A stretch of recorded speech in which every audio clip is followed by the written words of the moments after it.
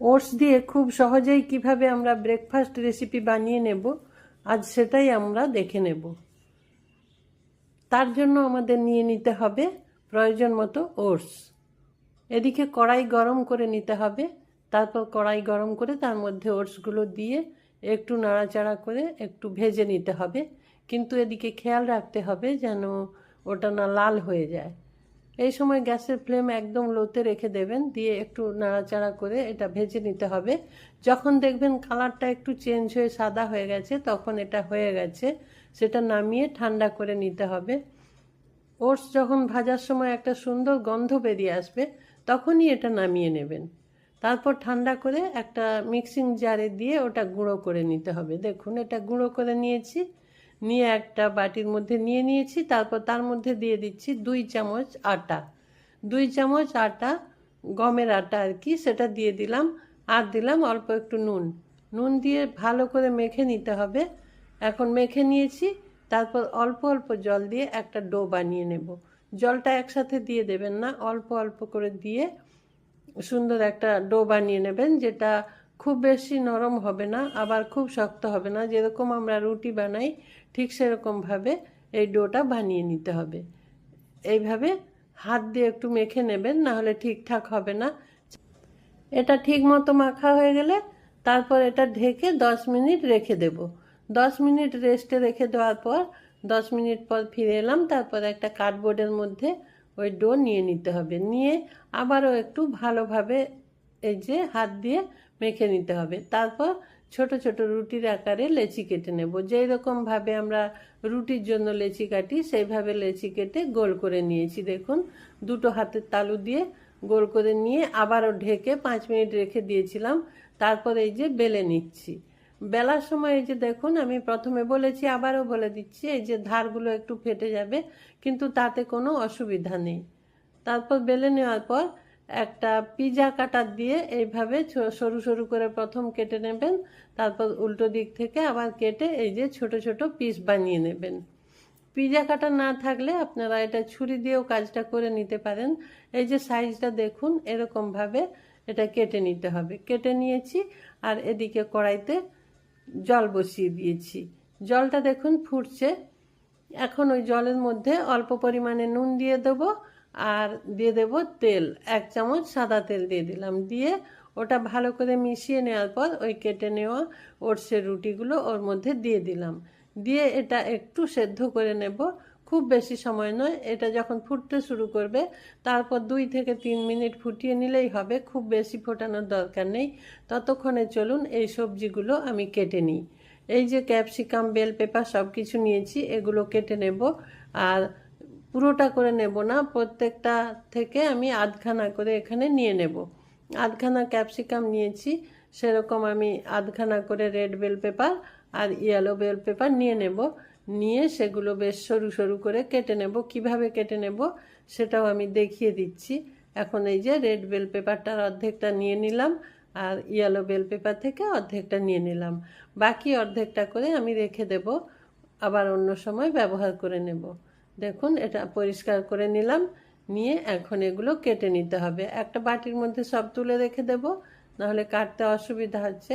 আর এদিকে একটা পেঁয়াজ নিয়েছি, পেঁয়াজটাও ছাড়িয়ে রেখেছিলাম। একটাই পেঁয়াজ নিয়েছি। পেঁয়াজটা প্রথমে কেটে নেব।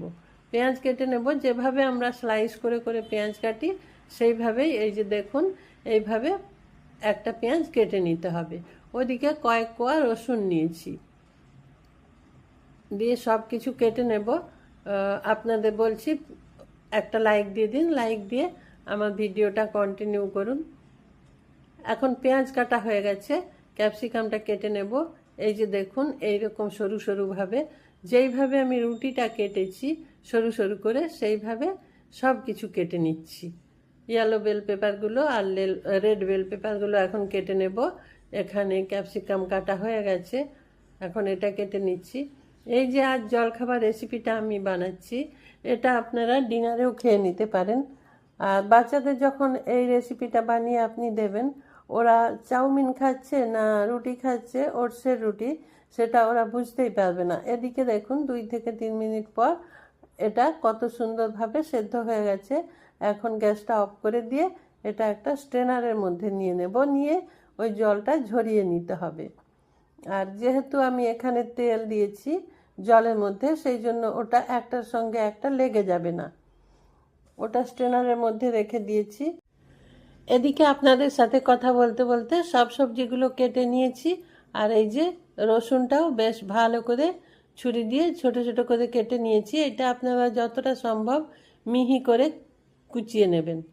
আর এখানে গাজর নিয়ে নেব, গাজরও পুরোটা নেব না, অর্ধেক নেব, সেই জন্য অর্ধেকটা পরিমাণ গাজর ছাড়িয়ে কেটে নিয়েছি। এখন ওটাও ঠিক একইভাবে কেটে নেব যেইভাবে ক্যাপসিকামগুলো কেটেছি। এই দেখুন কেটে নিয়েছি। আর কয়েকটা কাঁচা লঙ্কা এইভাবে কেটে নিয়েছি, চিড়ে নিয়েছি, সব কিছু একইভাবে কেটেছি। আর এদিকে দুটো সেদ্ধ করা ডিম ছাড়িয়ে নিয়েছিলাম, আর সেটা দেখুন ওই একইভাবে ছোট ছোট করে কেটে নিচ্ছি, সেদ্ধ ডিম। আর আপনারা যদি মনে করেন এতে অমলেট করে মিশিয়ে দেবেন তাহলে অমলেটও দিতে পারেন। এখানে আমি ওটা সেদ্ধ করে ব্যবহার করছি। এখন কড়াই বসিয়ে দিয়েছি, কড়াই গরম করে এখানে সাদা তেল দিয়েছি। সাদা তেল গরম করে নিতে হবে। তারপর গরম করে নেওয়ার পর এখানে দিয়ে দেব কুচনো রসুন। রসুন দিয়ে একটু ভালো করে নাড়াচাড়া করব, কিন্তু রসুনটা লাল করে ভাজবো না, হালকা করে একটু এইভাবে নাড়াচাড়া করে নেব। খুব সুন্দর একটা ব্রেকফাস্ট রেসিপি। ওই যে বললাম, এটা যেমন ব্রেকফাস্টেও খেতে পারবেন, এটা ডিনারেও কিন্তু খেয়ে নিতে পারবেন অনায়াসে। খুব একদম হেলদি একটা রেসিপি।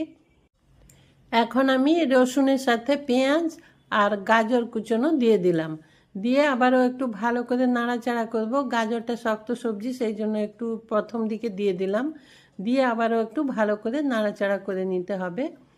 একটু ভেজে নেব, কিন্তু খুব বেশি ভেজে নেব না, সব কিছু সবজি একটু কাঁচা কাঁচা থাকবে।